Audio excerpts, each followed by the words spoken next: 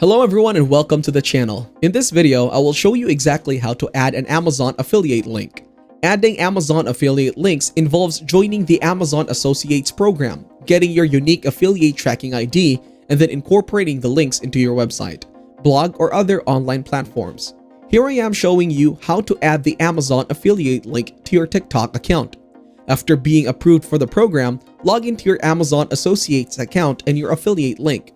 Next, head towards the social media account where you want to promote this link. Here, I am using my TikTok account. Once you're in, go to your profile. The first way of adding the affiliate link is to directly add it to your bio. So tap on the Edit Profile option. You can directly add the affiliate link in your bio, so whenever someone visits your profile, they will be able to see and visit the link from your bio. So just tap on your bio and paste the affiliate link. You can also add Amazon from the organization. The other way is to make engaging content and drop the affiliate link in the captions. If you enjoy this video, like it and share your comments or questions below.